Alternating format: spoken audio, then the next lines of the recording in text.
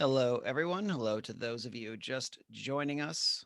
Today's discussion is on mindfulness at work, in the workplace, whatever your workplace is. I'm joined today by Pandit Dasa, and my name is Stefan Ravalli. I'm the host of the Serve Conscious podcast and a host here at Meditation Live. For those of us just joining us on YouTube, just a reminder that the interactive features of Meditation Live only work on the app. You have to download that on the App Store at Google or Apple, wherever you get your apps. And also, for those of us using the app, I do encourage you to use those features. They're very powerful. You can post a question in the Q&A box, in the chat box, or put up your hand. We can talk directly to you, and we generally get to all questions. So please do talk to us. All right, Pandit Dasa, if you wanted to start with a practice today, I'll pass things over to you to settle us in. Great. Thanks so much, Stefan, and welcome everybody. Thanks for joining us. So let's go ahead and get started because I know we've probably been coming into this mindfulness panel with who knows what we've been doing, emailing, calling, talking, all of the above, running in from a meeting. So just to ground us and center us and focus us, let's just go ahead and close our eyes briefly and sit comfortably, whether you're sitting on a chair or if you're sitting cross-legged perhaps, however you are, just sit comfortably and bring all of your awareness to the weight of your feet pushing down into the floor. And just keep all of your awareness on that one point for now. Trying not to plan, trying not to think about the past. Just stay in that one space.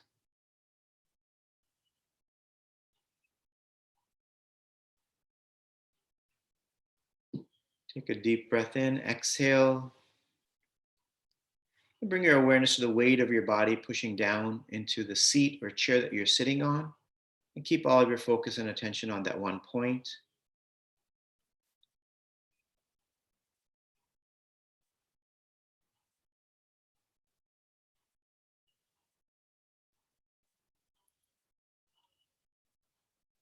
Become aware of your hands and fingers.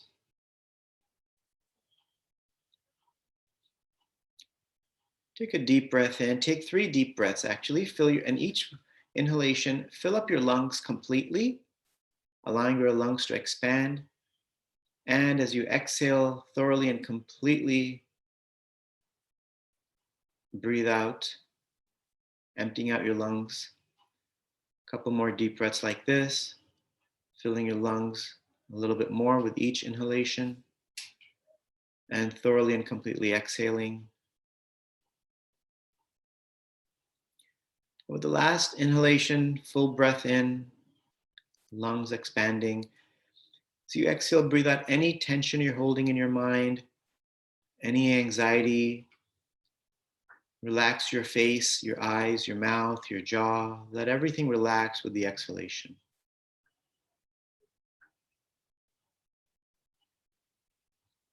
Now bring your awareness to your eyes and slowly and gradually begin to open your eyes.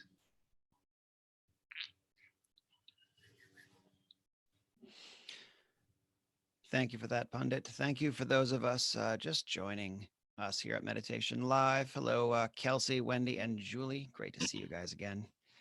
All right. So today's topic, mindfulness at work, definitely is something that's in your wheelhouse, Pandit. I'll get you to talk a bit about your background since you've worked with organizations so much, incorporating mindfulness into those spaces. Yeah. So I've been speaking in corporations of all sizes, from a small startup to companies like Google, speaking on mindful leadership, mindfulness in the workplace for the last 5 to 6 years now, actually close to 6 years. And before that, I actually lived as a monk for 15 years in New York City. And that's when I had the opportunity to really fine tune my practice and dive deep within inside of it, understand how mindfulness can help, how our mind functions, how our emotions function, how our thoughts are racing. You know, I had a chance to develop that, and then I took all of that and sort of bring it into the corporate environment. So that's what I do now. Yeah.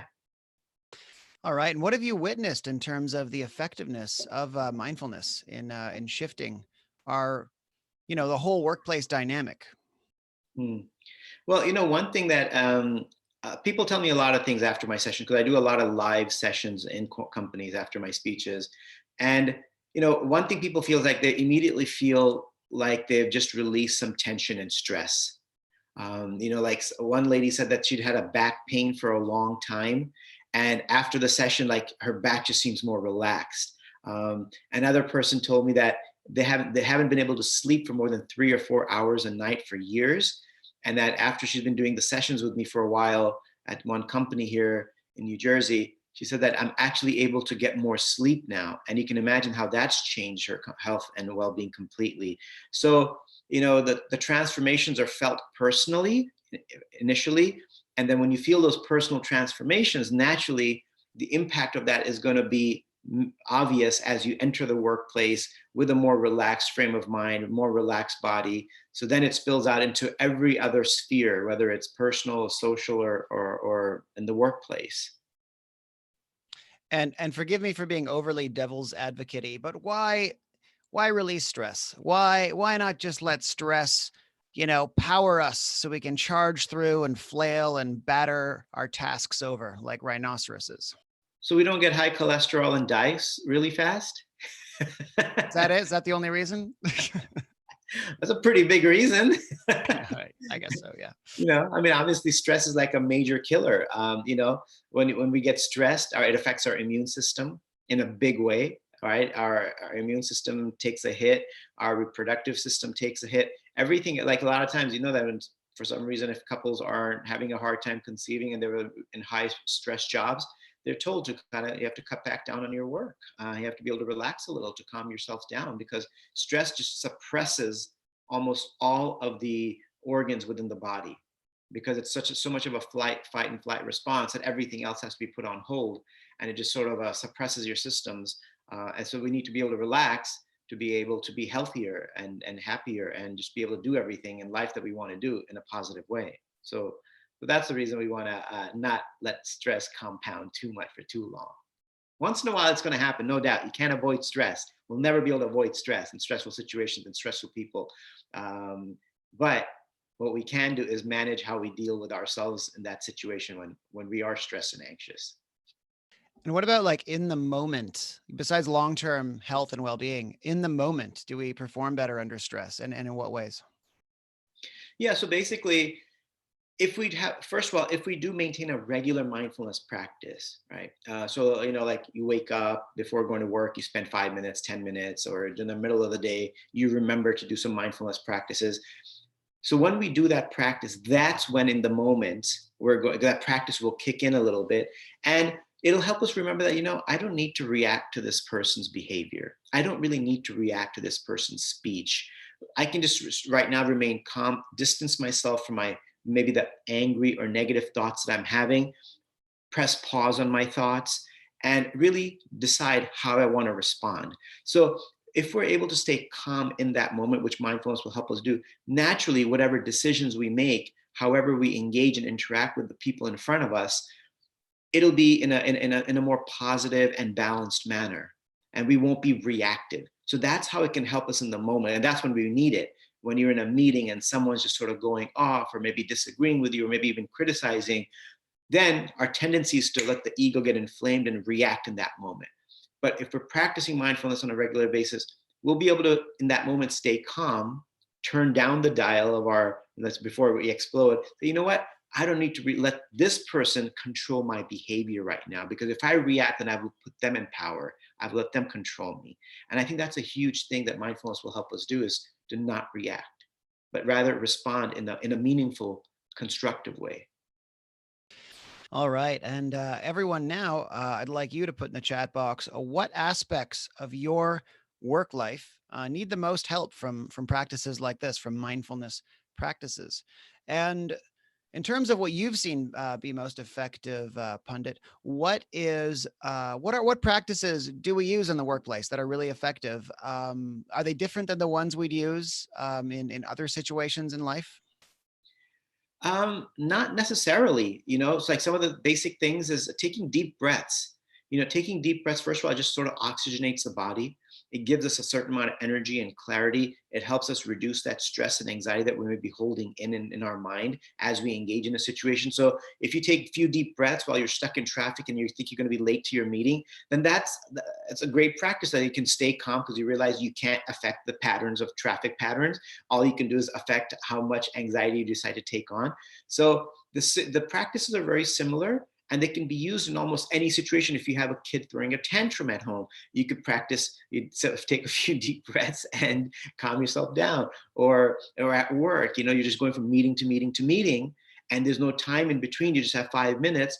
Maybe those 5 minutes can be used to, again, gather ourselves and think of something positive that's happening, and then go in and engage. So I think that the similar practices can be used in a variety of situations, whether it's work, whether it's while you're driving, whether you're commuting, whether it's with your family members, during Thanksgiving, break, when maybe you have that one cousin you just don't get along with or whatever is there. You could use it in that situation as well. So it sounds like we're talking a lot about relationships too. Like the problem isn't necessarily work, it's the human beings we work with, right? So how does mindfulness help us with other people rather than just kind of ourselves feel better internally? Well, one thing is, one practice that I like to teach in companies is I encourage individuals to think of someone they don't get along with, and just sort of visualize or remember some of the positive things that they do at work. Focus on their positive qualities and what contributions they make to work. Because what we're trying to do is, when we don't get along with someone, we just paint this horrible negative image of them, and we hold on to that image. And what that prevents us from doing is seeing the good that they actually do, because everyone is doing some good in some capacity or another. But when we just paint someone in a negative light, then we basically paint over our glasses. We can't see anything good that they're doing. So one practice, very simple practice, is to think of someone that we don't get along with. I'm sure there's always at least one person in our life. I'm assuming most of us have. Visualize some of the good that they are doing.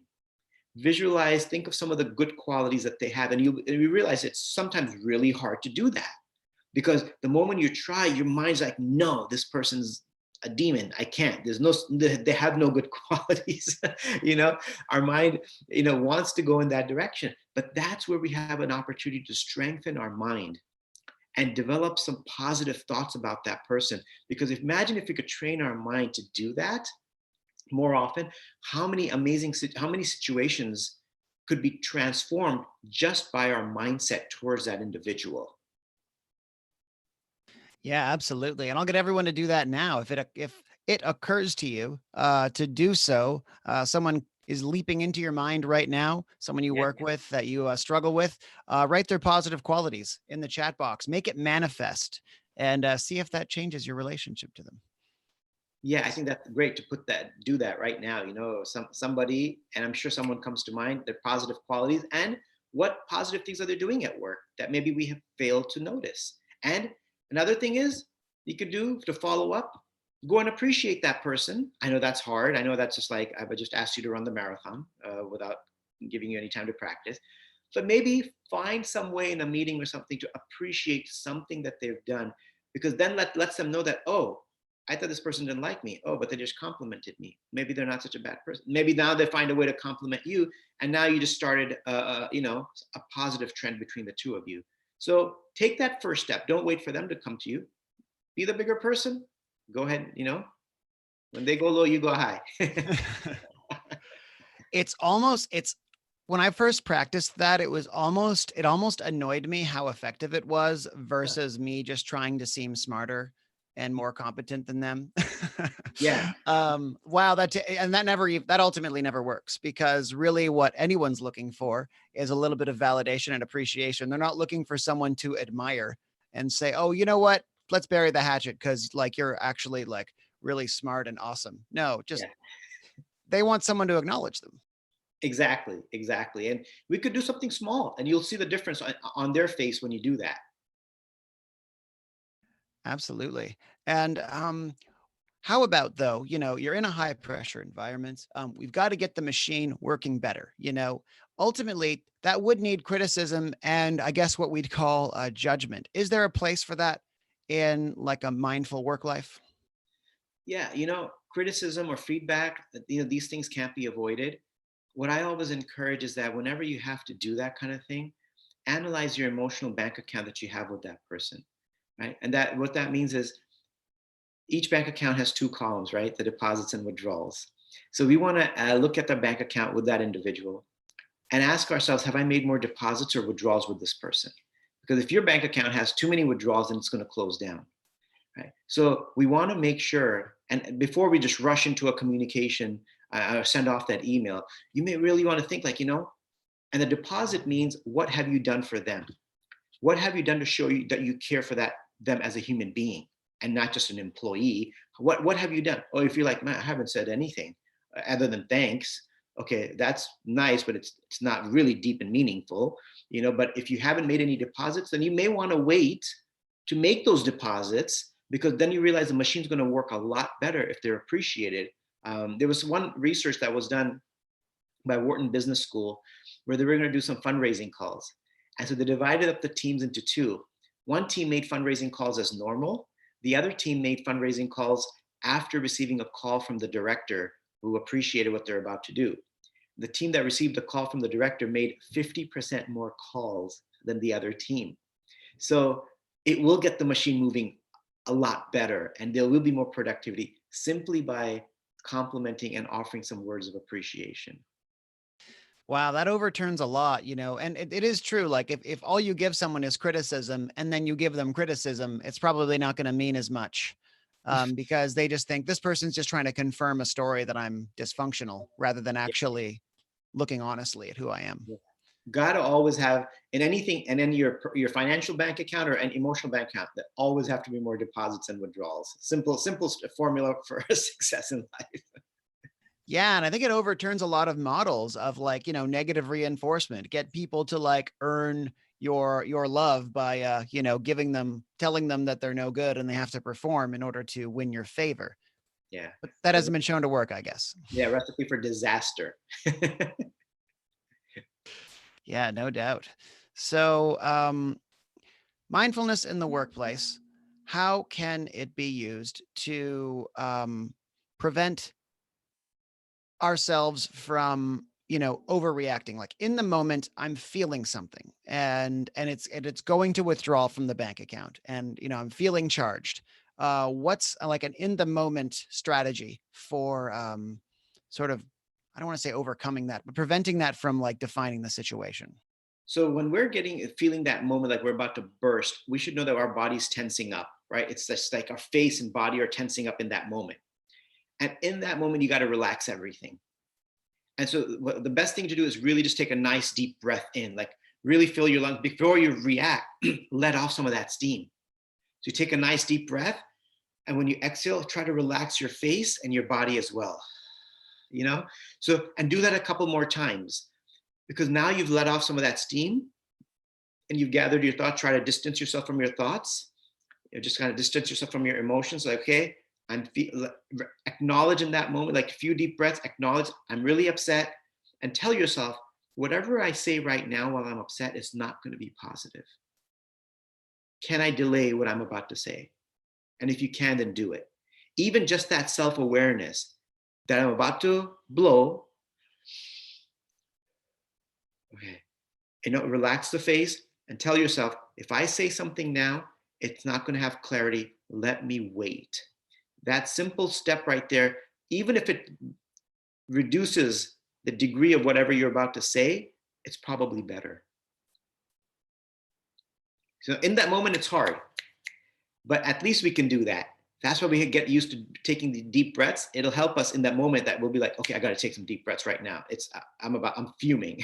Smoke's coming out of my ears. I can't let it come out of my mouth, the fire. So I got to like calm down right now. And that can happen with a few deep breaths. All right. And those situations are less likely to happen in mindful work environments because employees feel valued and they feel trusted and they just feel better and they're less likely to take out their frustrations on others. And when I think back, the workplaces I've been happiest there when I've felt valued. But those have been in the minority. And let's say most of us can't depend on sort of outside support. So how can we still like feel valued in situations where no one's providing it? Okay. Well, I think in that situation, I always like to do like a gratitude meditation.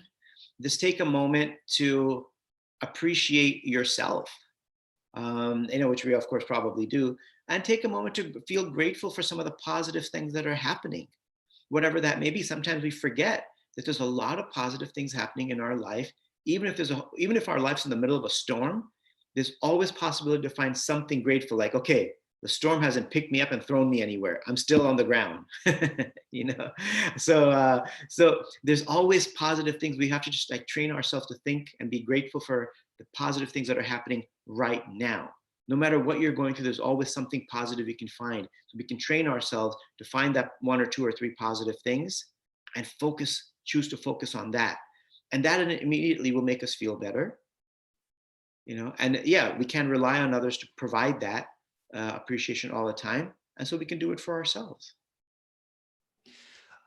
Does this help with things like fatigue and burnout and those feelings that like we're spent and we feel kind of directionless and purposeless and tired all the time? Does doing that help with that? Yeah, I mean, definitely, the more we start to take time out, the thing is that we keep ourselves so busy in life. We don't give ourselves time to think about our purpose. And therefore, we just go from one thing to the other and don't take time out to analyze how are these activities impacting my emotional and mental well-being. And we need to give ourselves time to think about that. And mindfulness is a practice that helps us pause and think about exactly those things so that we don't let them, if something is causing us burnout, we rather recognize it now than 3 years from now and make a change sooner than later. And does that kind of like bigger picture thinking fit into like the little moments of the day where we've got to be focused on our work? We got to get it done. Can we also be observing these things, or are there like segmented periods of time where we should kind of check in? Whatever works for us. The point is to get into a habit. If we can develop a habit of doing it at certain times, that might be really good. That might make it easier for us to develop a certain routine with mindfulness. But other than that, the whole idea is to develop a general habit and tendency of being more reflective. And then we'll be able to figure out when and how to do that. And we'll automatically start doing it. It'll become an automatic process eventually.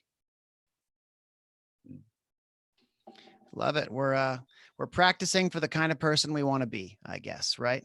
Yeah, exactly. We can't expect others to make the change. We got to do it for our own selves. Mm. So I wanted to ask you, the workplace, is this a space, that we're just simply going to prevent the negative effects, or can it be like a place of inner growth? Can we use these things like to help nourish us? Like, I mean, you were a monk, and maybe a lot of us are feeling like this overwhelm, and they think like, I just need to get away to the mountains, and that's where I'll be happy. That's where I'll experience the kind of inner growth and self-understanding I want. Can this happen at the workplace as well? Yeah, it can happen anywhere. It can happen anywhere we want it to happen.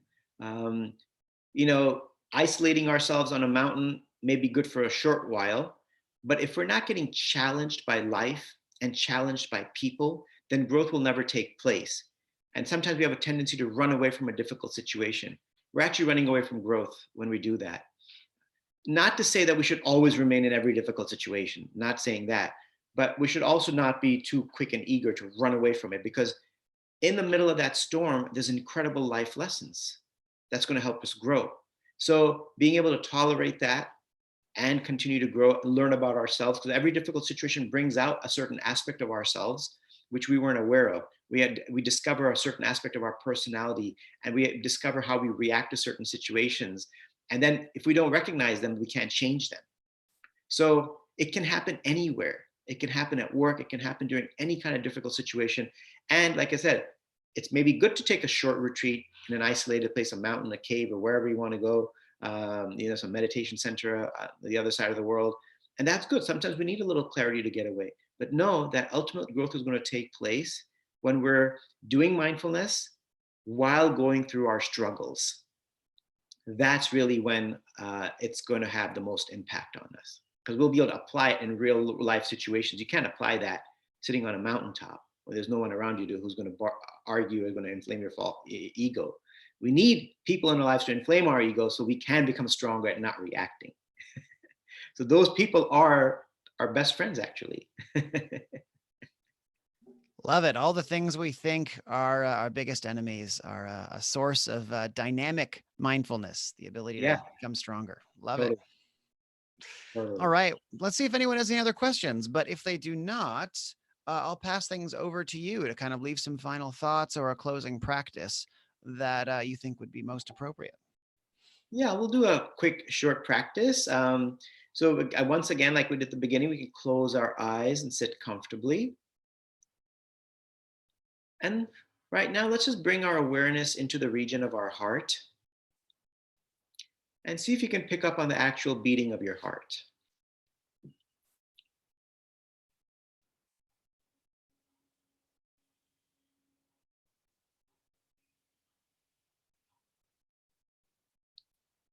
And while we're in the space in the heart, I want you to just think of 3 things that have happened this week that you're grateful for.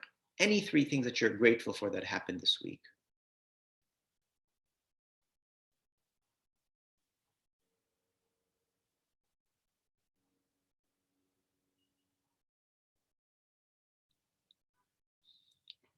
And like we did during the session, think of one person that you're grateful for that supported you, and appreciate them and wish them well in their endeavors.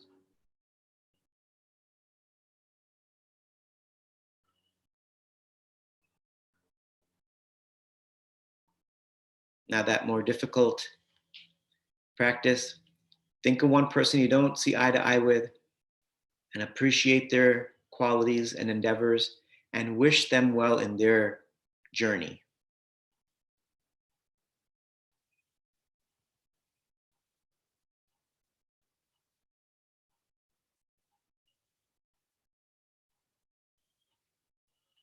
Go ahead, take 3 deep breaths. Try to do these breaths just through your nasal passages. Deep inhalation filling your lungs, thorough exhalation.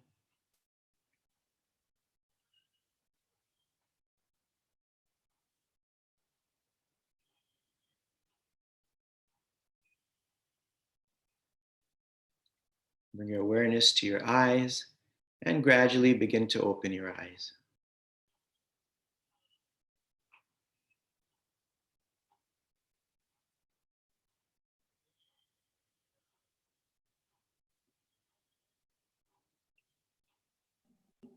Thank you so much, Pandit. Thank you. So helpful today.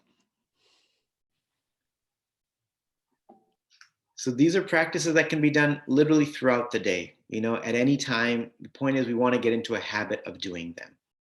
That's when, in the moment when something is happening, we'll remember the practice, it'll kick back in, and we'll be able to utilize it to come out of that situation in a more positive way than we would have otherwise. So, yeah, thank everybody for joining today's session.